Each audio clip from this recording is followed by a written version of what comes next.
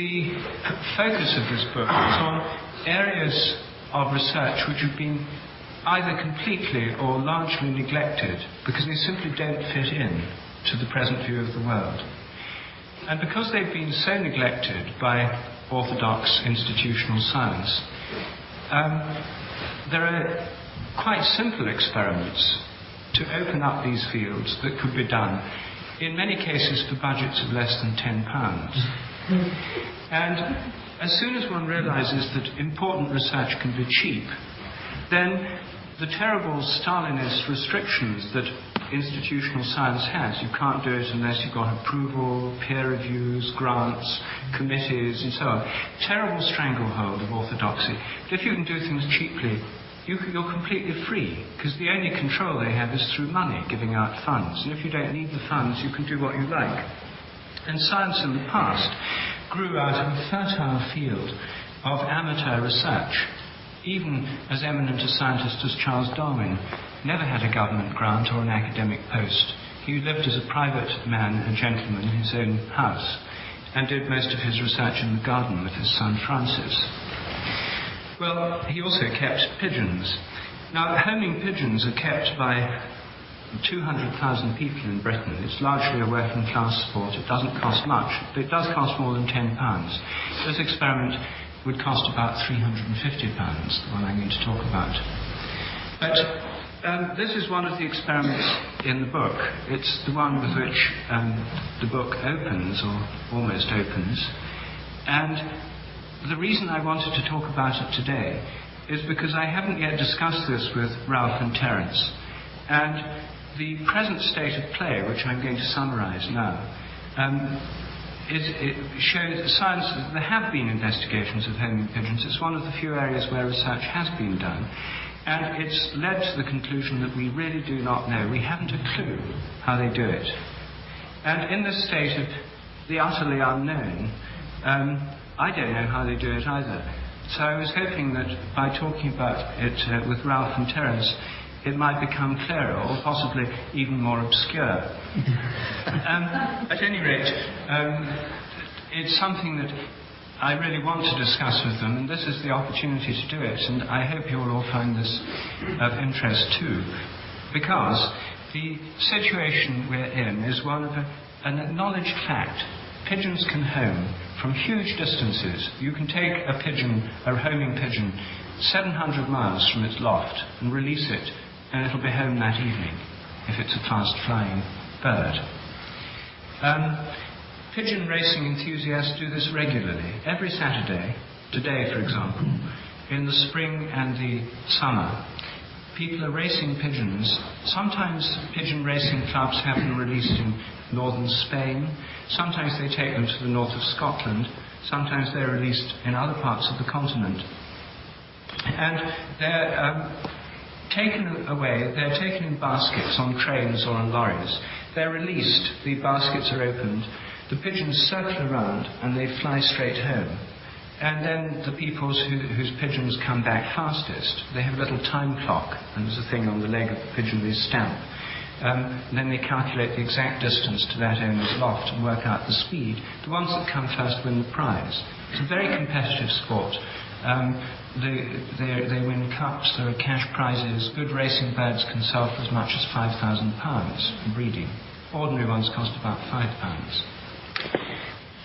Anyway, here's a phenomenon. Everyone agrees they can do it. And moreover, it's part of a much wider phenomenon. Dogs and cats can home if you live a long way away from home. Even cows can home. Thousands of other species of birds and animals can home. It's very widespread. It's just that pigeons are the best known example. Now, how do they do it? Well, Charles Darwin was one of the first to put forward a theory. He said, well, maybe they do it by remembering all the twists and turns of the outward journey. This theory was tested, and to test it, people anaesthetized pigeons, put them in rotating drums, and drove them in vans, sealed, closed vans, by very devious routes to the point of release. And when the pigeons came round from the anaesthetic and overcame the ill effects of this treatment on the way out, when they were released, they circled around and flew straight home. So nobody any longer believes that's possible. They can't remember the twists and turns of the outward journey. This experiment's been done many times, sometimes with slow rotating drums, sometimes with drums rotating so fast that the poor birds are sort of centrifuged against the edges of the drum. And despite these appalling maltreatments, the pigeons go straight home. So that's theory number one. That's not how they do it. Second theory, that they do it by smell, that they sniff the air and sniff their home. This, of course, smell is usually what people propose when animals show uncanny powers that can't be explained. They usually say, well, it must be an extraordinarily good sense of smell. Well, this has been tested too. First of all, it's not very plausible. If you release a bird in Spain and it flies to England, and the home is downwind from the point where you release it rather than upwind. In other words, it's flying with the wind. There's no way smells could blow from its loft in England to Spain against the wind. So this theory is inherently implausible. Nevertheless, because everything else has failed, it's believed in passionately by some researchers in the field, particularly the Italians. Anyway, this has been tested too. People have blocked up their nostrils with sealing wax. They still get home. They've severed their olfactory nerves, poor birds. They still get home. They've anaesthetized their nasal mucosa with xylocaine or other local anesthetics, and they still set off straight away in the homeward direction and get home. So it's not smell. Next theory, they do it by the sun, somehow calculating the latitude and longitude from the sun's position. Well, pigeons can home on cloudy days, and they can also be trained to home at night, so they don't need to see the sun, or even the stars. But if they can see the sun, then they use the sun as a kind of rough compass, more or less as we would if you want to keep your bearings, keep the sun on your right, that kind of thing. And if you shift their time sense by raising them so they're shifted by 6 hours, they think it's 6 hours early, you switch on lights early in the morning, you cover their cage or loft later at 6 hours earlier than sunset, you can make them think the time's been shifted by 6 hours. When you release them on a sunny day, they set off 90 degrees in the wrong direction. So they use the sun as a compass, but after a mile or two they realise they're going the wrong way. They change course and go home.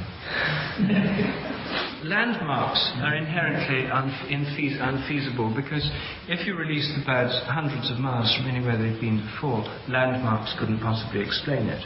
Although they undoubtedly use landmarks on their way when they're close to their home, just the final bit. Anyway, this theory also has been tested to destruction, and this was tested by equipping the pigeons with frosted glass contact lenses, which meant they couldn't see anything at all, or only the vaguest blur of shapes when they were very close. And pigeons with frosted glass contact lenses can't fly very normally. They take off and the whole bird points upwards. They're not under ideal conditions for flying. But nevertheless, such birds can be released up to 100 miles away or more. And some of them get picked off by sparrowhawks who immediately see that they're flying in a peculiar way. But others can get within 200 or 300 yards of the loft. They crash into trees or telegraph posts, or flop down on the ground within 100 yards of the loft in some cases. They need to see for the last 100 yards. But it's incredible that they can actually get so close. Sometimes they overfly the loft and then within a mile or two realise they've gone too far and turn around and come back. So it's not landmarks. And that leaves only magnetism. And this again is something, until the 70s, most scientists were very reluctant to consider, because previously magnetism as an animal sense has been associated with animal magnetism, mesmerism, and a whole range of fringe subjects they didn't want to mess with. Plus the fact it seems so unlikely that pigeons could detect a field as weak as the Earth's magnetic field. Well, it's been shown that some migratory birds can detect the Earth's magnetic field. They can tell where north and south are from the magnetic field. They do seem to have a kind of inherent compass. But magnetism can't explain how they get home, because even if they could measure the dip of the compass, i.e. the angle towards it dips down, at the North Pole it points straight down, at the equator it's parallel. If they could measure the dip, they could tell how far north or south they'd been taken. So if you took pigeons due east or west, the dip would be exactly the same as at home. And it wouldn't give them any information on whether they were east, west or west. And pigeons can home equally well from all compass points.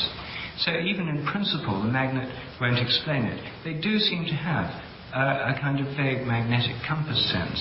But this wouldn't explain homing. If you had a magnetic compass in your pocket and you were parachuted into a strange place and said, all right, get home, here's a compass, you wouldn't be able to do it, because you'd know where north and south were, but you wouldn't know where home was. A compass alone can't get you home. Anyway, to disrupt the magnetic sense, pigeons have been treated experimentally in two ways. Firstly, they've had magnets strapped to them, which would, as they flap their wings, these moving magnets would totally overwhelm the magnetic sense. And secondly, they've been degaussed by being put in extremely strong magnetic fields that would demagnetize any magnetically sensitive parts within them. Well, these demagnetized pigeons and pigeons with magnets strapped to them to confuse their magnetic sense, or with magnetic coils over their heads, still get home perfectly all right. Well, that's the current state of play. Every hypothesis has been tested to destruction. They've all failed. And the remaining ones, there's one, the only one that you occasionally hear is well, maybe they hear their home from hundreds of miles away because of extremely sensitive hearing. But even that one won't work. Because pigeons that can't hear can still get home. So everything has been tried. Everything within the last 10 years has finally, the most rigorous tests have been done in the last 10 years. All these theories have failed. Nobody has a clue how they do it. And pigeon homing is the tip of the iceberg of a vast range of unexplained biological phenomena, which include the migration of swallows, how they come back to Hazelwood every year, having flown to southern Africa in the winter, the migration of cuckoos, the migration of salmon, of eels, and so on. These are usually explained in terms of smell, as the fish runs, but which only works really within a few miles of the home river. It doesn't explain how they can get thousands of miles through the oceans to the right place. So there's a huge number of phenomena to do with migratory and homing senses in animals which are unexplained. And human beings probably have similar powers too, not very well developed in modern urban people, although even some urban people have quite a good sense of direction, but extremely well developed in nomadic people like Australian Aborigines, South African Bushmen, and also the Polynesian navigators. Now, they probably use ordinary senses as well, but this is a whole range of unsolved problems which is hardly touched by science, which leads to the idea that animals, and probably we too, may have senses and powers undreamt of within existing science. So that's the present state of play, and the experiment that I'm proposing is very simple. I can outline it briefly. I think that the evidence suggests there must be some unknown sense, force or power connecting the pigeons to their home. Now what it is I don't know. My image of it is of a kind of invisible elastic band, taken away and it's stretched, and they tend to be pulled back. It gives them a kind of directional sense. I'm not bothering at the moment about the possible physical basis of this, whether it's part of existing physics, whether it's an extension of non-locality in quantum physics, whether it requires a new field. That question is open. But with this simple model of an invisible connection, the experiment I'm proposing is the converse of those done so far. If the pigeon's connected to its home, then the usual experiments involve taking the pigeon from the home and it comes back. My experiment involves taking the home from the pigeons. This involves the use of a mobile pigeon loft, which is essentially a simple pigeon shed mounted on a farm trailer on wheels that can be moved around. And I've actually done this experiment, first in Ireland and secondly in Suffolk. So far I haven't been able to carry it past the first phase, the training phase. I found, however, it's possible to train pigeons to home to a mobile loft. They don't expect their home to move any more than we do. And the first time you take them out of it, you move their home just 100 yards the first time. And when you release them, they can see perfectly well that it's not where it was before. But they go on flying round the place where it was before. It takes them hours before they'll go into the loft in its new position. That's how we'd behave if we went home after being here at Hazelwood and found our home 100 yards down the street. Most of us wouldn't just go straight in and settle down to issue our letters and so on. We'd probably go round and round in circles around the place where it was before and look awfully puzzled. Well, that's what pigeons do. But if you keep doing this, after 3 or 4 times, they just get used to it. They realise they're sort of nomads or gypsies now. And they'll go straight in. They'll find the home up to 2 or 3 miles away within 10 minutes and go straight in. You can do this. And in the First World War, the Belgian, German and British military pigeon corps had mobile lofts. The British had 200 mobile lofts and converted London buses by the end of the First World War.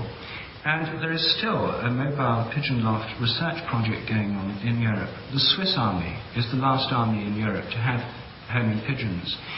And the head of the officer commanding pigeons, Dr. Hans-Peter Lipp, I'm now in correspondence with. He's at the University of Zurich. And he's carrying out a fascinating research program on military uses of mobile lofts in Switzerland at the moment. He and I are exchanging notes on the subject. It's the only other research project going on of this kind. His objectives are quite different, though. They're to find ways of carrying messages more effectively. Anyway, the key experiment is you move the mobile loft 50 miles, let's say, after you've trained the birds, and see if they can find it. If you move it downwind from the point of release, so they couldn't smell it, and if the pigeons can find it quite quickly, fly straight there, then this would suggest there's an invisible connection between them and their home. The next question is it between the loft itself for them and the loft itself or the other pigeons? You leave some of their nearest and dearest in the loft. And you can do that further experiments then by taking the nearest and dearest somewhere else and seeing whether they find the nearest and dearest or whether they find the physical structure of the loft. Anyway, this research is relatively cheap. I mean, £500 would cover the entire project. It's well within the capacity of the 5 million pigeon fanciers worldwide who keep pigeons and are well experienced in dealing with them. How the experiment will turn out, I don't know. But here is a profound mystery, the tip of the iceberg of a whole series of biological mysteries which have been more or less neglected. And if there is a new power, force or sense involved, what might it imply, what might it tell us? And where would we go from there? And that's the question I wanted to raise with Ralph and Terence. Well, thanks for the question. Maybe I could ask you for just a couple of little details first. When they race the pigeons, and then the winner is the pigeon returning to the home loft first. Yes. But these home lofts are all in different cities, different streets, yes, and so on. So how does it work? The wife of the pigeon racer is at home, and when the mate comes, then pulls out the cellular telephone and calls headquarters. No, the racing pigeon has a little thing on its leg, a ring, for the race, with its number and the race number. They all have those when they're released. When it gets into the loft, it actually enters the loft. The pigeon fancier is waiting there. He captures the bird, takes this ring off its leg. He has a sealed time clock issued by the local Racing Pigeon Federation. He stamps this thing with the time it's come home. And then they all send in these tags with the time stamped by these sealed clocks. And they then calculate from the point of release, say it's Wick in Scotland, they then calculate the distance, straight line distance to each of these houses, divide the distance by the time, and they get the average speed. So there's no account for difficulties and anomalous obstacles encountered along the way, No, like but sparrowhawks. No. Well, if they're killed by a sparrowhawk, they don't win the race. It's as simple as that. One more question about the nearest and dearest. Now, the home loft that they're racing to, which is still at home, Yes. that has family members in it or Yes. not? There's a whole bunch of pigeons in the loft, and only one of them or two of them are racing. There's several racing systems used. They have to have a motive to get home. If you race them in the winter, they don't home very well. But if you race them, they usually race them in the spring and summer, either when they've got eggs and young, so they have an incentive to get back to their family. Or there's another system called the jealousy system, widely practiced, where pigeons are monogamous. They form pairs, at least for the year. And it's a kind of limited monogamy, but at least for that year. So they wait until they've paired up. Then they show, if say they're racing the cockbird, they then hold the cockbird and put another cockbird with its mate, so that the two start billing. Disgusting. And then they take it in its basket to the north of Scotland and release it, and it gets home real fast. Its competitive spirit will stop at nothing. And does the pigeon home to an empty loft? I mean, it requires it to be populated with nearest and dearest. I'm thinking of Bell's theorem. I don't know. No pigeon racer would normally home to an empty loft. I've homed. What about Dr. Hans-Peter Lipp of the Swiss Army? Yes, he's done it to an empty loft, and I've done it to an empty loft, but not over long distances. Well, yes. To empty lofts? I don't know. I've only done it over short distances. But probably they could home. But the thing is, they're not very certainly the practical experience. Pigeon racers have been doing this for 100 years. It's been a competitive sport. They've found by long experience that the way to win races is to have this easy to understand personal motivation, as it were. The stronger the motivation, the tighter the elastic band. Yes. Now I'm getting the elastic band theory down. Well, all right, I'm ready to risk an answer to the question. Terence is getting ready to bite. So first of all, I think we could wish for a homing pigeon or monarch butterfly or something that spoke. Then we could ask them the question you're posing, and they'd answer. But actually, I wouldn't trust the answer, because this homing pigeon might also have a theory that, like mine, is much too elaborate and unnecessary, when actually there's some simpler explanation, but they don't know it. For example, the Polynesian navigators. If you ask them how they do it, in fact, there was an English navigator who went to the South Pacific and apprenticed himself to a native navigator. You know, they go over 100 miles to the nearest island and get it dead on without compass and on cloudy days and so on. So they have a theory, but I don't believe it. So we'll just have to make up our own. So this is my fantasy. That well, first of all, I'm accepting the premise that the ordinary fields don't do. So it's a kind of an ESP, and then we want to learn from doing experiments like you proposed on the phenomenon to get an idea what it is or how it works. And so this is just a fantasy about that. Yes. Well, I don't know. I'll try talking a little louder and see if that helps. So thinking of bats now, which have been studied in a room just like this one with wires just like that. And in the daytime, of course, the bat will fly around missing the wires and not flying into the wall using vision, primarily, we suppose. And then at night, they do the same thing without vision because of sonar. So in this case, there is another field explanation, and it's well established that it's sonar.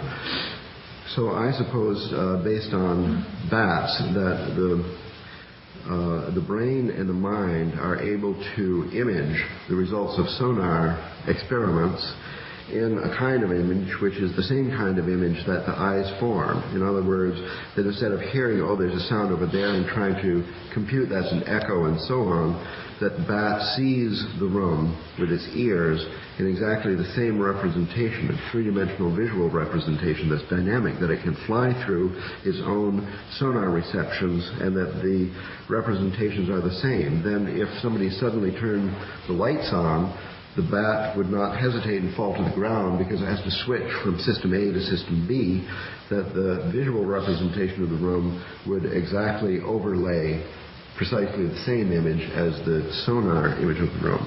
Similarly, dolphins, they have this melon, it's called, a huge sensory organ, and receives sonar waves, and they form visual type. This is just a speculation. And both in the case of bats and dolphins, the visual representation is three-dimensional more than ours, which gives them, in a way, a kind of a higher IQ. Then that's a way of seeing. In other words, for bats and dolphins, in the case of dolphins and whales, they can see almost the entire planet as a three-dimensional object with its curvature and so on.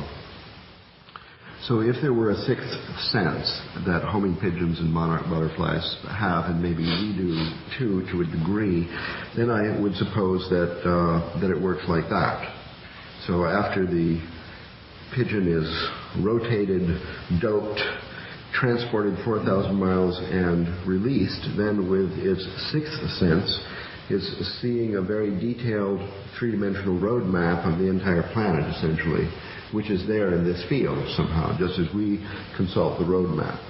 First of all, it has to orient the road map, the holographic three-dimensional image of its world, with the visual world when it looks. It has to sort of rotate things around and get them aligned, and after that first step, it can then fly in the map. And then things like smells, which are smells, the sun, the magnetic field, these things are factors, and they would be kind of labeled on the map by the road association. And so this still doesn't explain how to get home, though, because you have to know where home is marked. Like, how many times have you parked your car in the three-level structure and then you come out of the department store after too much shopping, you can't remember where the car is. But you know the map of the three-dimensional garage. It has 3 floors, they're square, they're labeled, there's north, south, east, and west, and you can navigate anywhere to a known position in the garage. However, the position of your own home is unknown. Therefore, you don't know how to find the car. So, given the sixth sense with a complete roadmap of the world as a three-dimensional object containing smells, containing trees, containing magnetic fields, containing the sun and the motion of the zodiac and the celestial, the polar constellations and so on, there must be some kind of beacon where the home is supposed to be. So even in the sixth field, the sixth sense theory, that's still a mystery. Now we've got to the point where you could speak to the pigeon and ask, how is home represented on this map? And the pull of a rubber band is one idea, but I have a feeling that if there is an obstacle, a serious obstacle between the pigeon and the loft, then it will find a way around. It does. It does. See, so it's better to have a map than a rubber band. I think the rubber band theory is too simple. Also, the rubber band, well, considering jealousy and so on, I don't know, but the rubber band, the longer it's pulled, the tighter it is. And that's the opposite of most fields that we know, where the farther you get away from home, the weaker is the pull. So I would think that it more or less appears as a beacon, that part of this field. And the question would be, how is the physical information of a location, especially a recently moved location, inserted into the field? That would be sort of a final mystery in this picture. What do I think? Well, not that. It seems to me if I can download this into language, that the problem is not with the pigeon, the problem is with the experimenter, that we know from studying quantum mechanics that things are not simply located in space and time. This is what Whitehead called the fallacy of misplaced concreteness.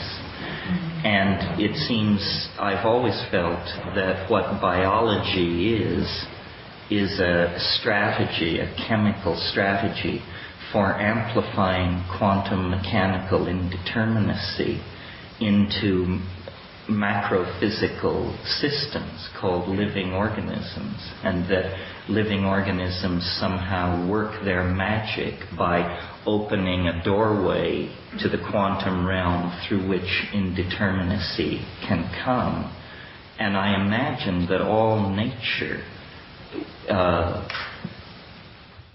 works like this, with the single exception of human beings who have been poisoned by language, and that language has inculcated in us the very strong illusion of an unknown future, but that in fact the future is not unknowable if you can decondition yourself from the assumption of spatial concreteness.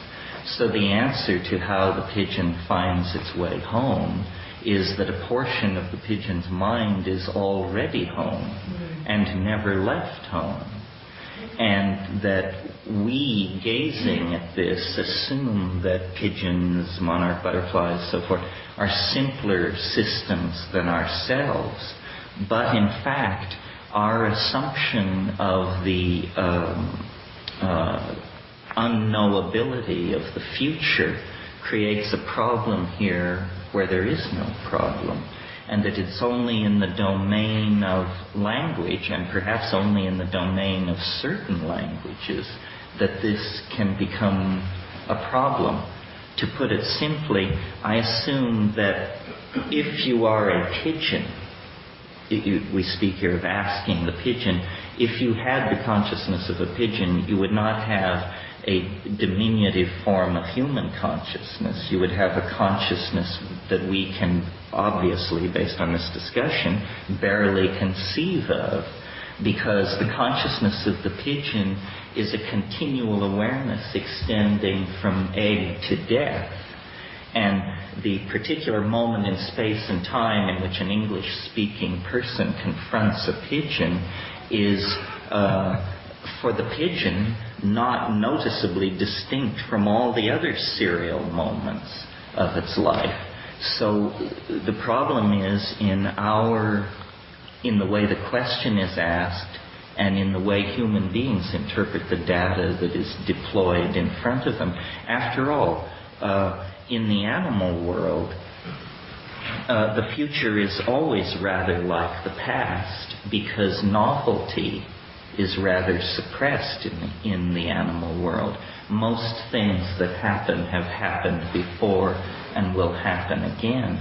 So my expectation would simply be that what we're seeing when we confront these kinds of edge phenomenon in biology is the beginning of a set of phenomena which, when correctly interpreted, will bring the idea of quantum mechanical biology out of the realm of charge transfer and intercellular and subcellular activity and into the domain of the whole organism.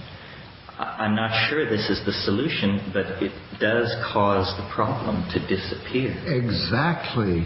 It's not the solution, but it causes the question to go away. I wish I could say that Rupert I and thought I that's had, what solutions were supposed to do. if Rupert and I had got together last night and tried to predict what you would say, then I would have bet on that. But still, you exceeded my worst expectation. Are you saying, have I got this right, that the entire life history of the pigeon is more or less determined at the outset, including the trip away from the loft and the trip back? So, as a matter of fact, It never went anywhere. it never went anywhere. Yes. Yeah, that's what I thought I heard. It's only when you have a three-dimensional grid imposed by language laid over this that there appears to be a problem. In other words, there is some kind of a totality about it, but we section it and deny it, and then we come up with a dilemma. Well, what about the pigeons that get picked off by sparrowhawks on the way home? That was predetermined as well. They doubtless saw that as well. They were born under Scorpio. What can you say? Well, I mean, it's not entirely facetious. The real question I'm raising is, to what degree does language create the assumption of an unknown future? To what degree does it somehow dampen a sense of the future that I imagine is very highly evolved in the absence of language? I still can't grasp it. Do you mean that when the pigeon's released, part of its mind is still at home, its return home is in the future, and in some sense that helps it to get home? Yes, you and I have talked about this before. You've always said the morphogenetic fields push from behind. No, I've always said they pull from in front. Ah, well, Attractors. so then, yes, so they're attractors. Well, so this is partly that, and partly that the consciousness of the organism is distributed in time in a way that makes it capable of doing miracles from our point of view. But from its own point of view, there's nothing unusual going on here at all. Well, you wouldn't be at all surprised then if, as a matter of fact, the race was won by the clever pigeon that actually vanished at the point of release and simultaneously appeared back in the loft. Well, if you're suggesting some kind of virtual tunneling as an amplified quantum mechanical effect, perhaps we have the solution to spontaneous combustion here well in hand, or something like that. But I still think it's different whether the future is totally determined or if the consciousness of the future includes several alternatives. And in case it contains several alternatives, then sooner or later the pigeon will be presented by a fork in the road and have to decide which way to go. Furthermore, the pigeon, if it had control of all physical levels, would not have to fly. But here we see the poor guy is lumbering along, gets tired, stops for food, and so on. We imagine this is at least the fundamental assumption for our discussion, that pigeon flight is subject to our own concept of the world, including the laws of physics and so on, much as we feel they should be extended and want to extend them by studying pigeons and doing these experiments. The idea is to somehow modify our view of the world by engulfing the pigeon view of the world for our greater benefit. So I think there's still missing here some kind of mechanism for the pigeon to follow this line, this stretched rubber band of its own consciousness that occupies an extended region of space and time, to follow it so that its ordinary physical body ends up back where its consciousness is. How does it do it? Well, an analogy would be, when you run a cartoon or a film backwards, there's a spectacle of wild confusion, but miraculously everything manages to end up in the right place. So what we have, it isn't that there really aren't choices. For a pigeon, when it comes into awareness, it comes into all the awareness it will ever have. It's like getting your memories at the moment of birth. Your deathbed memory is handed to you at the moment of birth. So then essentially, for the pigeon, it's a kind of play. It knows what's going to happen. It doesn't even know that it knows what's going to happen, because that's the nature of its perception, a complete spectrum of understanding of its entire life. And then it goes through it, and it unfolds as anticipated, although the pigeon doesn't have the concept anticipated. We, looking at it, have that concept. And we alone, I think, are tormented by the anxiety of the unknowable future. And it's an artifact, I maintain, of culture and language. And so it has given us, and we impute it to the rest of nature, but in fact things like monarch butterflies, pigeon homing, and some of these other phenomena are clues to us that imputing our consciousness into nature creates problems like the one we're discussing here. I don't know exactly why you resist this, because I think it's simply a more elegant statement of the rubber band theory. Well, that means that except for our ignorance caused by the power of language, that we would have the consciousness of a pigeon and therefore see our entire lifetime. So this, according to this view, the baby pigeon chick, upon pecking out of the shell, is like waking from a dream, looking around and realizing that, oh damn, I'm the one that's going to have to race 3 years from now, and they're going to put this other jerk in there with my mate. Well, but you see, you use language to portray the state of mind of the pigeon. That immediately collapses its four-dimensional vector into 3 dimensions, and then it becomes no longer a pigeon, but a person talking like a pigeon. Is the pigeon then aware or unaware of its entire history from birth till death? It's aware, but it's not aware that it's a history. You see, history is one timeless moment. One timeless moment. And we could go further with this and say this explains our own curious relationship to the prophetic and the anticipated. Instead of, like the pigeon, having a 95% clear view of the full spectrum of its existence, by opting into language, we have perhaps a 5% view of the future. So we're tormented by messiahs, prophecies. We lean toward astrology and computer modeling, and all of these advanced tools then give us a very weak and wavering map of the future, which we nevertheless pay great credence to and worry a great deal about. I'm suggesting that theoretically, if we could step away from language, and perhaps this is what Zen anchorites and people like that do, that isn't this what they teach? That you fall into a timeless realm where it holds no threat, and all things are seen with a kind of great leveling, and anxiety leaves the circuit. So I'm suggesting, one more version of the fall, that from the fourth dimensional world of nature, complete in time, we fell into the limited world of language and an unclear future, and hence great anxiety about that, and hence conundrums like, how do the pigeons find their way home? Well, this suggests that we should stop talking and writing books and just hum. I've always felt that. Rather like a pigeon. Does this imply, is this, as I suspect, a polite way of saying that Rupert's current book and the homing pigeon experiment is a total waste of time, and even if it only costs £10, it's a shame?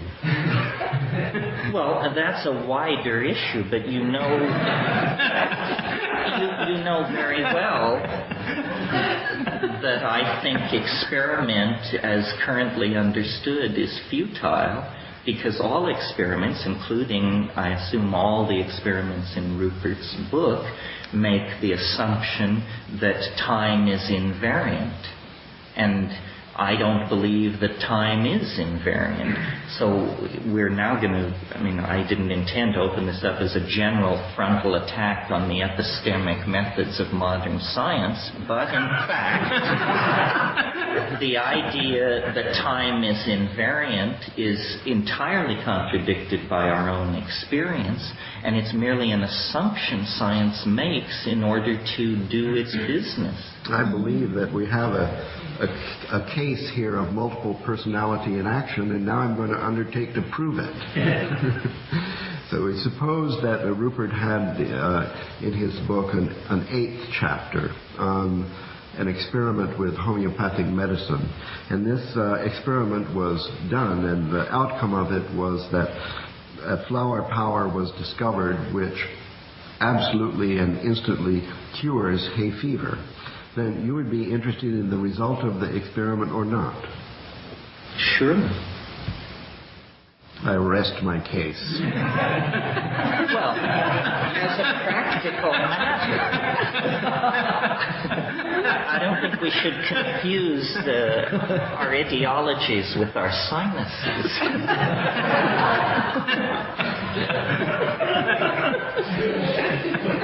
No, you see, I would like to redefine science as the study of those phenomena so crude that the time in which they are embedded is without consequence. I would like to redefine science as the study of those phenomena so crude that the time in which they are embedded is without consequence. And I suppose ball bearings rolling down slopes and things like this fall into that category. But the things which interest us, love affairs, the fall of empires, the formation of political movements, these things always happen in different ways. There is no theory for much of what happens in the human world. And I maintain it's because in the human world, the invariance of time forces itself upon us. And so we create categories of human knowledge outside science, like psychology, or that's sort of a fence sitter, but advertising and political theory and this sort of thing. So that addresses the invariant time, or the variable time that we experience, and then we hypothesize a theoretical kind of time that is invariant, and that's where we do all this science that has led us into these incredibly alienating abstractions. This goes back to Newton.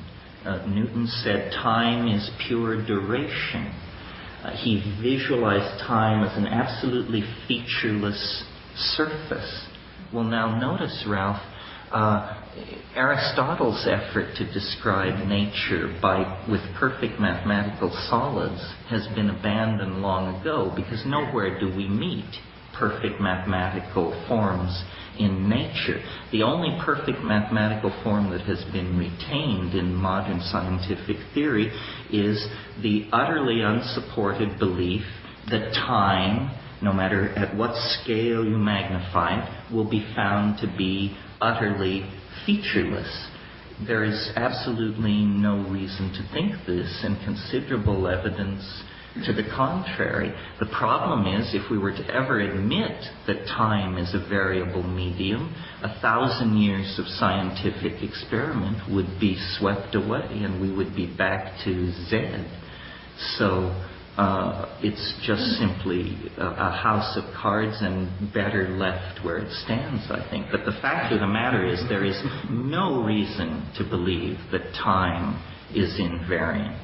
And experience argues the contrary. No, but the thing is the invariability, I mean, this seems to go a little bit beyond the problem of pigeon homing. Well, it addresses the problem of experiment as a notion. But I don't think it actually touches it, you see, because I think what you've been saying, if we take it down to the level of the pigeons again, it does, as you yourself say, it turned out to be an elaborate version of the rubber band theory, the rubber filigree or something like that. Anyway, the rubber band theory would say that they'd be drawn back to the loft, and the experiment of moving the loft and seeing if they can find the moved loft. Let's say they can do that. There's an experiment. It would show us something that goes beyond anything contemporary science would expect. It might or might not fit with your all-time theory. It does fit. But nevertheless, here we have an experiment, crude though it is, which would show that the existing scientific models are inadequate. We need something that goes beyond them. We need something that shows how the pigeon can be linked to the home. The rubber band theory does involve a kind of attraction to the home, and in that sense involves a pull in time. So it does raise all these questions, perhaps. Well, do you have a theory about how this works? I mean, I don't see how morphogenetic fields are particularly helpful here unless we look, or if they are helpful, then in the boil down, it's the same thing I'm saying. Yes, I think I wouldn't, if there's a field that includes both the pigeon and its loft, so here's the pigeon, here's its loft, normally they're together, it's normally the home. You separate them, you can either do it by moving the loft, or you can do it by moving the pigeon. But either way they're separated, they're part of a single system. Because the pigeon's world includes its loft, its home, its mates, all the rest of it. You move them, they're now separated parts of a single system, they're linked by a field. And the pigeon is attracted within this field back towards the home, which functions as the attractor. This is where we in Ralph have this different view of attractors. In dynamics, things are drawn towards attractors. And if the loft is an attractor within the field, then the pigeon is, as it were, pulled back towards the field. It doesn't need an AA road map of the whole of Britain. That's irrelevant. It just feels a pull in a particular direction.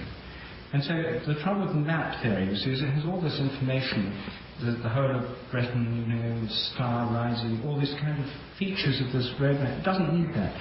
You don't need that. You only need, if you're trying to work out where you're going to go by some method of rational calculation. Oh, well, this is the angel theory, that when I come to the fork in the road, a guardian angel appears from behind a tree and tells me which way to go. Roughly speaking, yes. Or you just feel a pull in a particular direction. You just feel, you don't even think about it, you just feel that's the way to go, and you're drawn that way. I think that's how the pigeon does it, subjectively. I don't think it necessarily needs to see the whole of its future from egg to grave.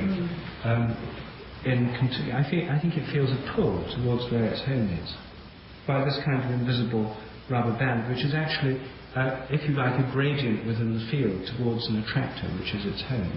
I mean, that's how you could model it mathematically. Yes.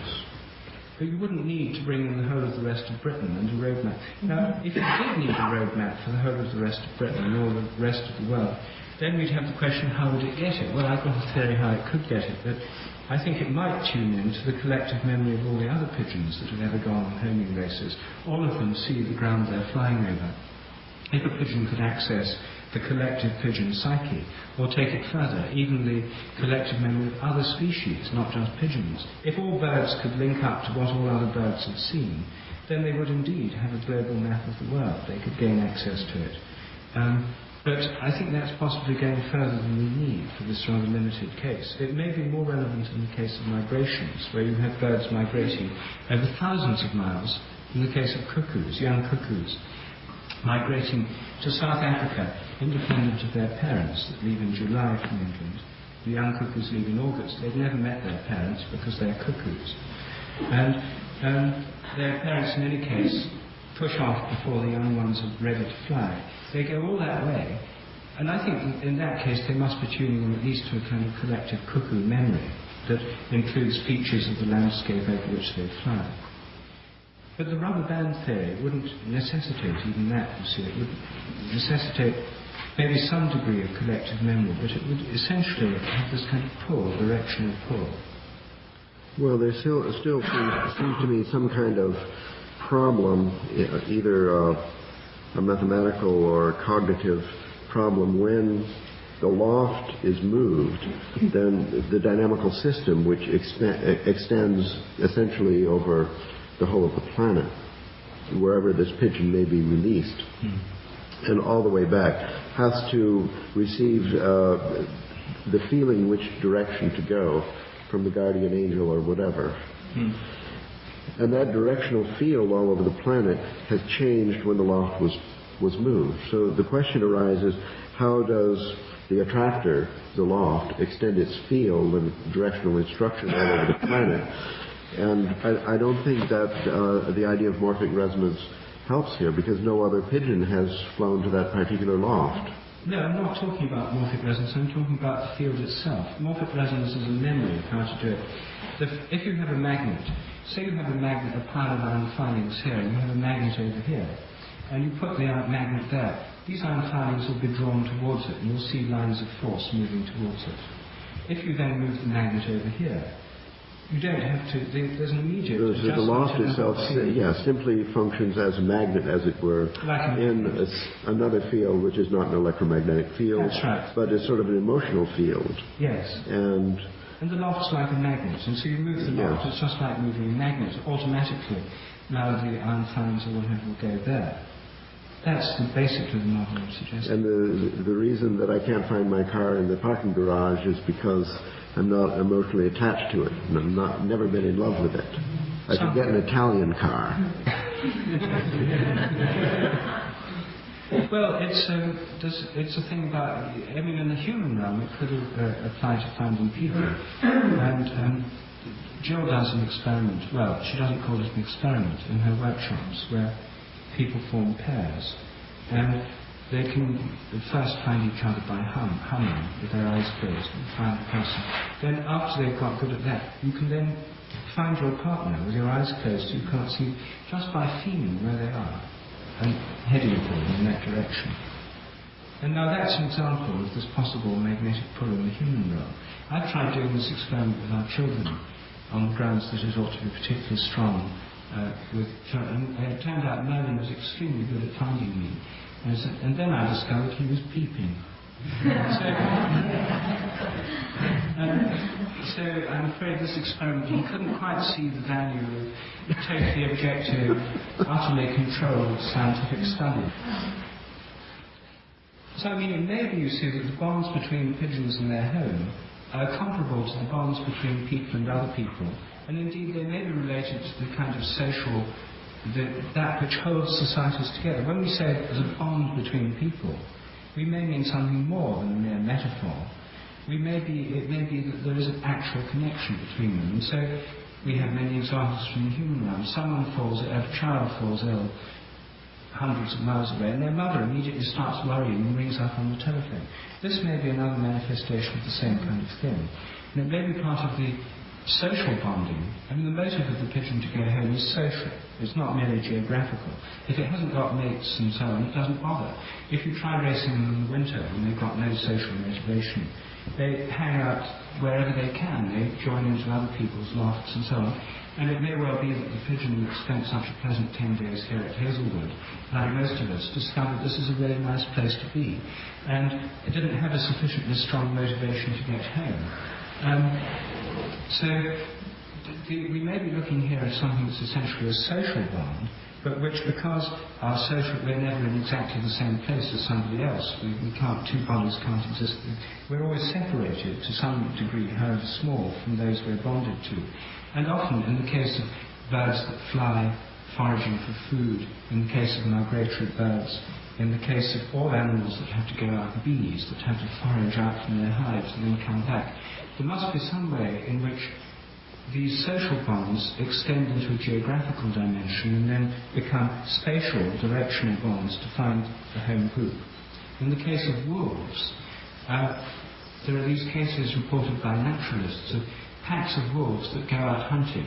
A wolf may be injured, sometimes they're injured, and then they stay behind in a kind of lair, while the whole pack goes hunting. And there's this book by W.J. Long called How Animals Talk, about his tracking of wolves in Canada, in the snow. The pack would go out hunting, went about 20 miles, and went round and then killed an animal quite silently, no baying, they do it quietly. And then, from the tracks, he found that the wounded wolf had taken the shortest line from where it was to the place where they had this kill, and joined the rest of the pack and got a meal. And the track showed that it had gone in a straight line, not followed the scent of where they were. And he showed it couldn't just be sounding, it couldn't be smelling, because the wind was blowing the wrong way. So this kind of social bond, this kind of linkage, may be utterly fundamental, you see, and the pigeon homing may be related to the social field in some sense, and its extension over the geographical realm. Well, I'm sensing a kind of convergence here, where even Terence could find something to agree with, that there is a sixth sense. It is a field phenomenon, like the quantum field. It's a social field. It's involved with the flocking of birds, the schooling of fish, and with herds of animals and packs of wolves.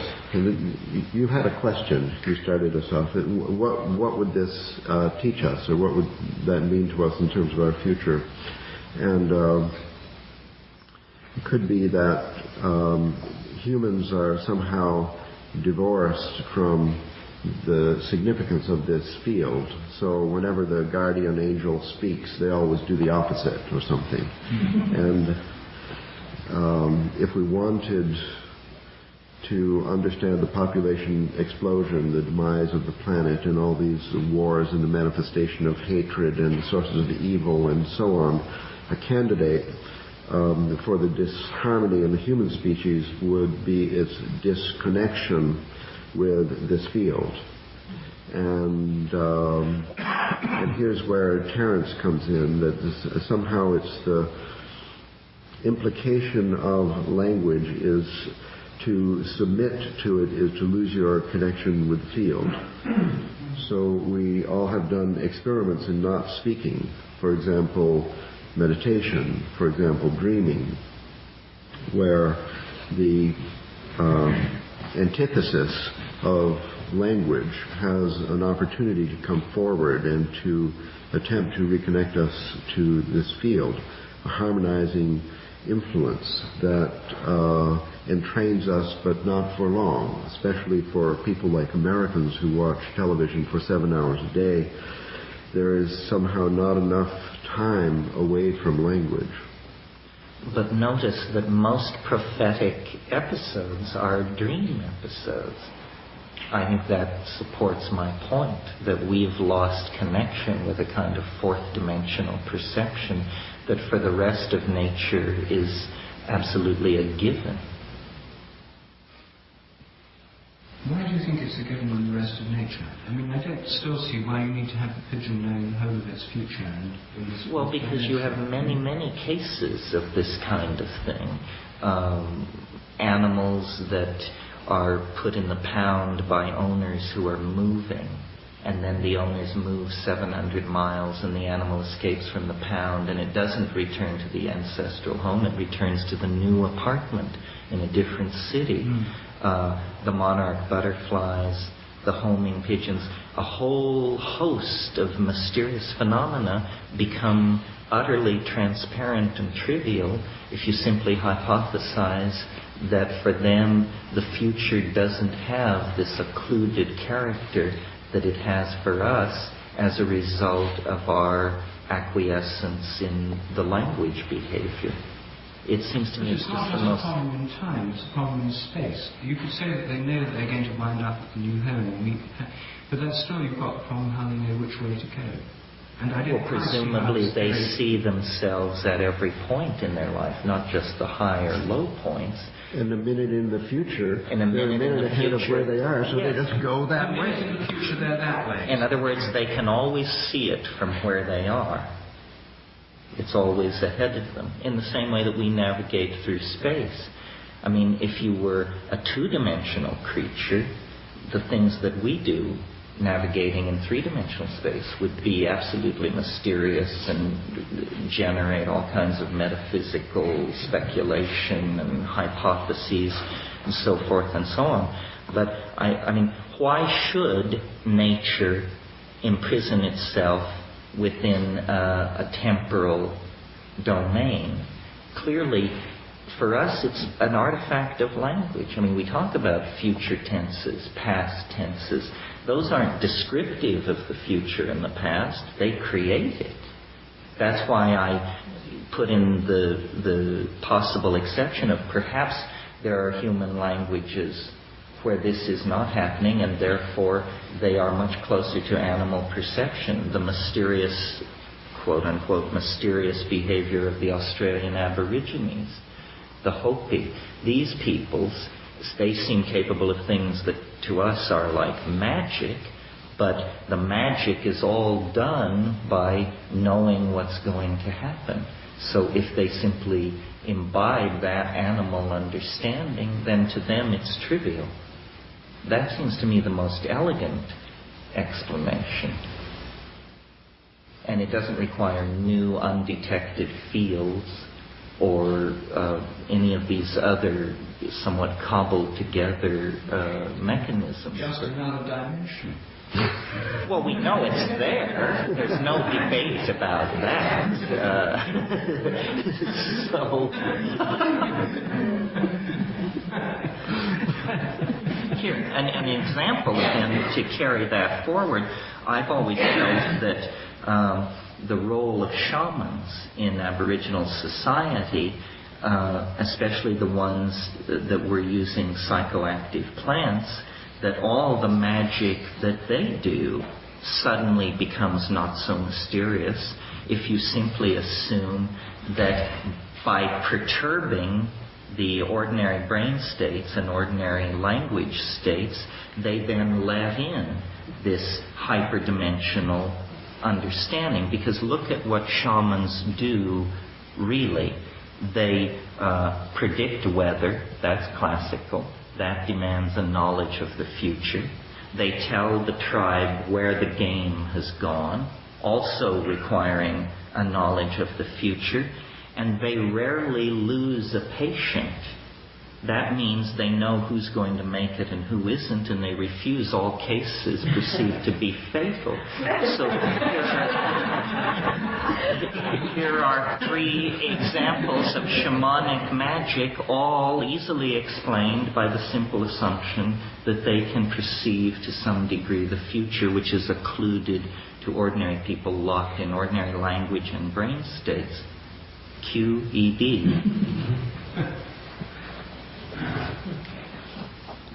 Do the pigeons do a ritual then to get in touch with it?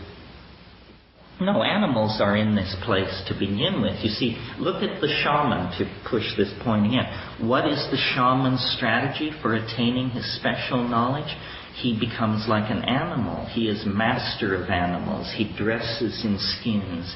He growls. He talks to pigeons. He talks to the animals. He perturbs his brain state with ordeals or drugs or something like this. But the very close association of the shaman to the animal mind suggests that that's the clue to entering this atemporal or 4D perceptual sphere. And as Joe mentioned at the beginning, in the Christian tradition, the principal symbol of the Holy Spirit, which is that which gives inspired prophecy, shamanic-type gifts of healing, all the gifts of the Spirit, including speaking in tongues, prophecy, healing, and so forth, discernments and intuitions of various kinds, are symbolized by the pigeon. So there's some curious way in which the dove, well known at the biblical times for its homing powers, the Egyptians had a homing pigeon service in ancient Egypt. So the choice of the pigeon was not just plucked out of nowhere. Noah's Ark was the first biblical story of the pigeon, where the pigeon is sent off and comes back with the hose with an olive twig. So right from the beginning, the pigeon is seen as a messenger that can find out things in distant places and come home and bring back the information. So you could say that central to the whole Western tradition, this shamanic thing of becoming like an animal, in this case, somehow entering the mind of a pigeon, or in some way assimilating to the state of a pigeon, is the basis of the gift of knowledge, prophecy, and spiritual power. It sounds right to me. So should we now... Yes, I think so. Let us now open this up, and then we can... Essentially, yes. I mean, I think it might take some time, but I think as a strategy for expanded awareness, that's how it would present itself experientially. Trappist monasteries do this. All Aboriginal peoples sequester the young men and women, often by themselves, for a period of silence. Somehow language is a strategy for holding at bay a much more complex world, that if we can by any means remove the language forming capacity, even... What's the Trialogue then? The Trialogue is a complete contradiction with everything you're saying. You only use the language to... Well, who was it said, I contradict myself? I contradict myself. The obsession with intellectual closure is inappropriate to talking monkeys, because nowhere is it writ large that talking monkeys should be able to achieve a complete understanding of reality. I think part of what we have to do is live with unsolved mysteries that are in principle insoluble. They're not simply unsolved problems, they're in principle mysterious. All would agree that the highest understanding resides in silence, but it's the death of conversation, hardly to speak of weekend workshops. If language is so disadvantageous, and the principle of the survival of the fittest, why do you think it developed? Well, maybe it's a maladaptive trait. Many maladaptive traits develop. I'm not willing to say that. I think it has, for us, it's a substitute for other forms of cohesion, like pheromones, which are a kind of language that knit together insect societies. Originally, we were possibly fairly unsocial creatures. In other words, human beings may have paired and reared their children in secret. We've created societies of billions of people, and the linkage is language, and it's an unsteady linkage, as we can see. I mean, I don't have an answer for why language evolved. Presumably we were pack animals like wolves or horses and tribal cultures. Pack animals are the animals that produce complex signaling systems to coordinate themselves in space with barks and yips and yells. They coordinate hunting activity and this sort of thing. It may be that relatively benign adaptation carried further becomes something else. What we do, I think, that no other animal does, is we carry out symbolic activity. And it's this symbolic activity that has closed us off from the reality of what lies outside the symbol system. Can you give an example of that? Symbolic activity? Everything we do. I mean, for instance, think of a child lying in a crib with an open window and a hummingbird comes through the room. Well, this is like a miracle. It's all light and iridescence and whirring sound, and the child is sucked into the presence of a miracle. And then its nurse or its mother comes into the room and says, "It's a bird, baby, bird." Suddenly the miracle is collapsed into a lexeme, and by the time you are 5 years old, the entirety of reality has been very carefully mosaiced over with words. And to burst through that to whatever reality lies beyond is the task of a mystic or a shaman, and it's extraordinarily difficult. That's what I mean by trading in the world for symbolic signification. Well, I question whether we actually think in words, or to what degree we do. What you notice when you experiment with these shamanic tools, such as psychoactive plants, is that as the intoxications deepen, thought becomes vision, and one thinks in images. And I imagine that this is the Aboriginal thought style, and we must have thought in images for a long time before we downloaded into words. To the degree that people think in images, I think they are a different sort of person than the word-oriented person. I think thinking in words may be an artifact of writing and print, and may have been most intensified in the last 1,000 years. I mean, sensory ratios are incredibly subject to cultural modification. As an example of what I mean by that, St. Augustine, to prove his piety, they would open a book of scripture in front of him, and without making a sound, he would examine it for a few minutes, and then they would close the book and question him, and he was able to discuss what was written there on the page. He was the only man in Europe, in other words, who could read silently, and it was thought a miracle. Well, we all read silently and think nothing of it.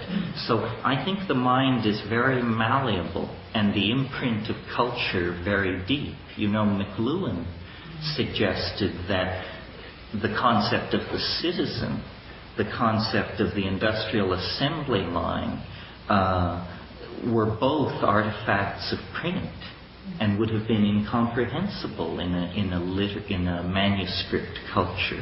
This is an area where we are very naive. How our languages affect our view of the world. As I hear what you're saying the glory of our humanness is our free will. But in fact, you're right. The decisions that we make form us as individuals, not as a species. And so in an animal situation, the individual animal, I think, that's not what is of interest there. We differentiate ourselves from each other by the choices that we make, and that requires this unknowable future dimension. You just poo-pooed it, so we don't need it. It's an illusion. Well, I didn't poo-poo it. I said animals don't have it. Clearly, we are of a different order. I'm not a pro-animal, anti-human sort. I mean, I think the human world is definitely the most interesting world, but I think maybe you've put your finger on it, that without this illusion of an unknowable future, we would not differentiate as individuals. So it's a happy flaw, o felix culpa, right? That's how people have always been afraid of prophecy. That's how the moral dilemma. Well, it raises real questions about free will, that's for sure. I mean, one can suppose it raises real questions. I mean, if a prophecy comes true, does that mean then that in principle all of the future is determined? You see, we have to avoid determinism here, because a true determinism means thinking is pointless. Because in a rigid determinism, you think what you think because you couldn't think anything else. So the concept of truth is utterly without meaning in a rigid determinism. So perhaps in the pursuit of truth, the unknown future is a necessity, and it allows our individuation from each other, and that is the particular hallmark of our species, is that we are a population of individuals, not a population that is defined genetically. Well, this is a challenge, isn't it? Because we have to... These language structures are very provisional.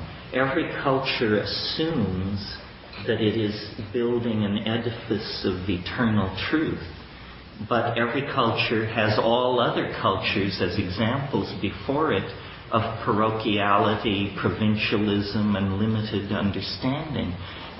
Why we then should assume that our culture is any more provisional than any other is simply a matter of hubris and historical momentum. I don't think the meaning of human existence lies in culture. It lies in the individual. And to access that meaning, a certain amount of deconditioning, i.e. alienation, has to take place from a culture. If you're just a cheerful representative of your culture, you're a kind of mindless bore, whether you represent Japanese culture, Indonesian culture, or whatever. We require distance between ourselves and the object of our contemplation in order to define ourselves. And I think, to go on with this, that Terence earlier pointed out, the animal state is pre-language, but the state advocated by mystics and all great religions is to go beyond language.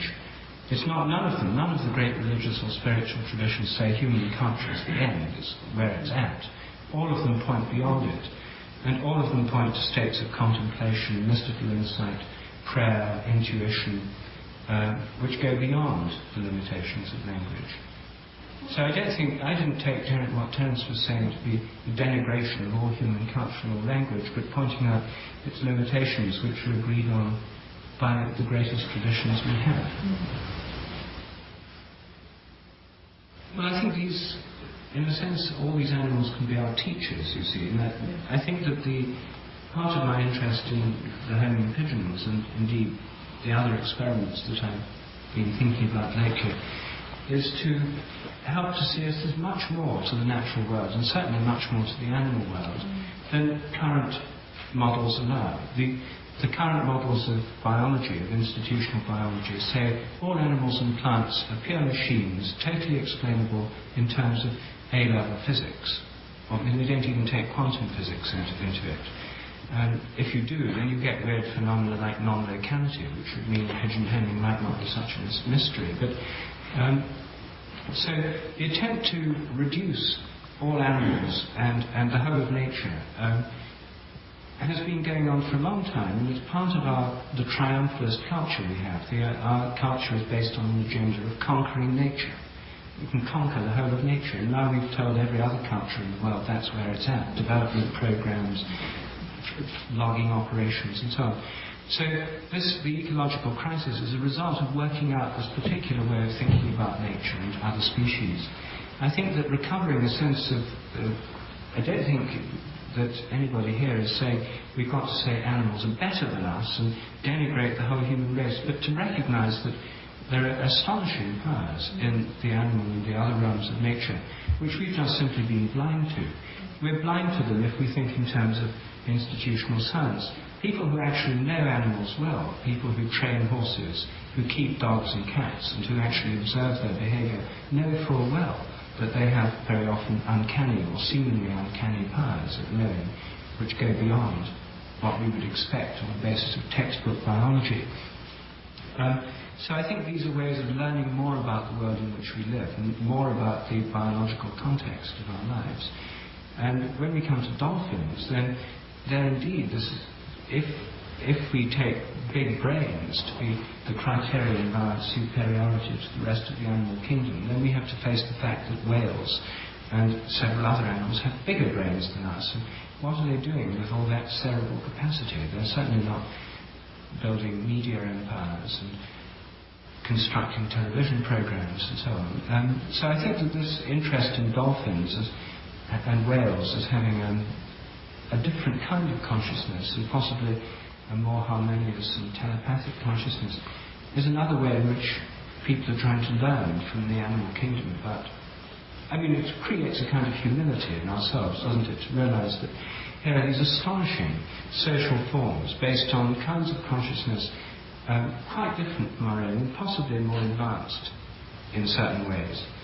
And all we regard, at least all the Japanese fishermen regard the dolphins as nuisances for getting in the way of their drift nets. And the whales are simply a resource to be exploited, and Norwegians want to resume it because it's good for the people to save job losses in northern Norway, that kind of thing. There's a clash of value systems here. I think the whole of our modern civilization is in a crisis because of this clash of value systems. So what's really going on in the rest of nature. Rediscovering what's happening is very important. It does have wider consequences for our future as a species and a civilization. These are not mere questions of idle curiosity. Well, I find this a little dissatisfying somehow to stop on this point.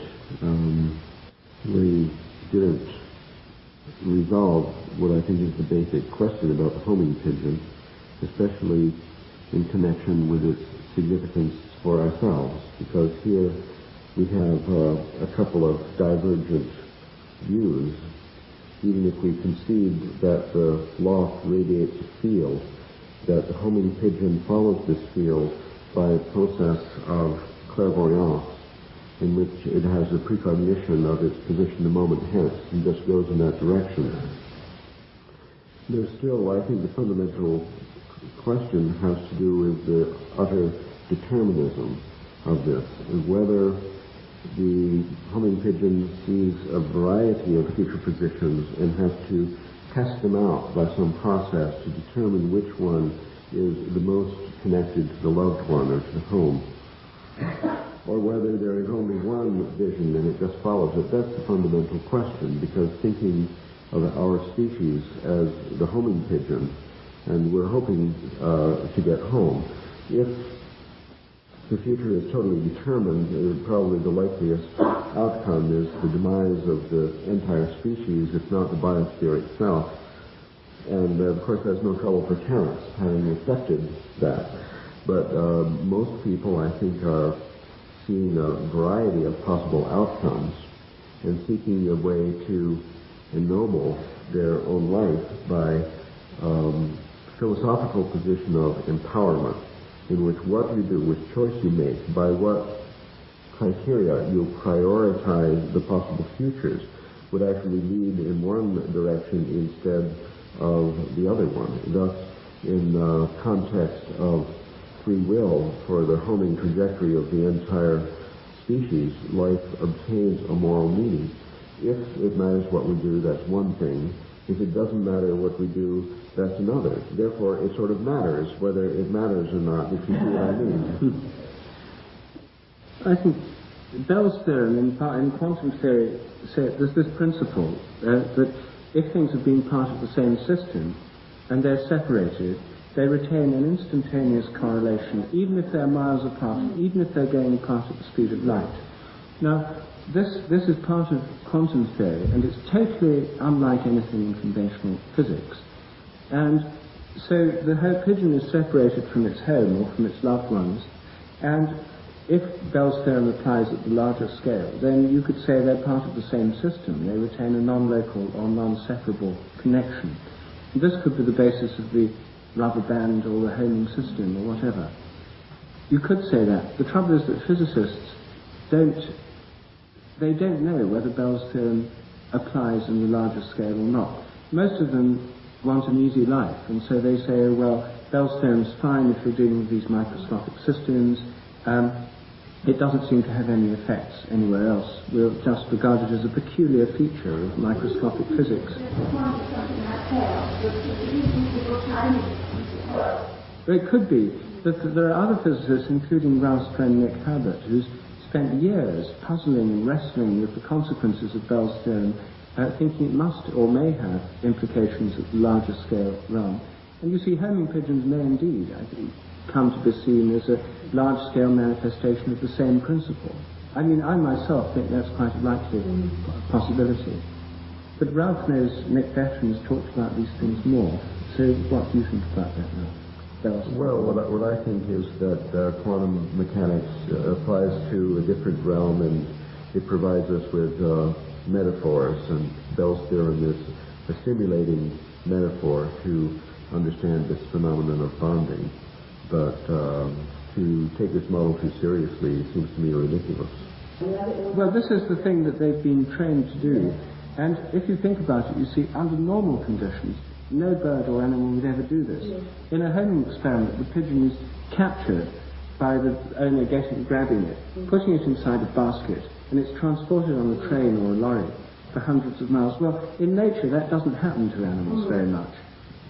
If they go away from home, they usually go under their own steam. And the normal circumstances is the pigeons range out from Trafalgar Square or wherever they live, and they forage. In Trafalgar Square, they don't have to go far usually, because all these tourists feed them there. But normally, pigeons live on buildings or on rocks. The original habitat of the homing pigeon it's a rock pigeon. Lives on rocks, on cliffs. That's why they like buildings in London, because they like cliffs. And they go out and forage, and they find their way home. That's the biological basis, and they've somehow got this to a very high degree, and they've been selected over many generations. But they have all the normal bird life as well. It kind of has it like that as well, isn't it? It kind of operates in slightly odd, strange circumstances. And these pigeons have also been selected very strongly over many generations. Pigeons that aren't very good at homing don't make it back from races, and they don't get bred from in the next generation. So there's been tremendously strong selection. Anyway, yes, I think that how this relates to human affinities and so on comes back to this question of the social bonding being the underlying basis for all these forms of behaviour, and what forms of affinity or bonding are involved. We don't know much. There are forms of love, you could say, love at various levels, you can think of love and... Yes, but that's another subject. I think maybe it isn't, but it's a bond which draws two unlike people together. I remember it's a love which takes the pigeon back to its children, eggs and nests. Well, some people would find that an unflattering comparison, because we like to think human love's different, but I think that would... But we'll call it homing from now on.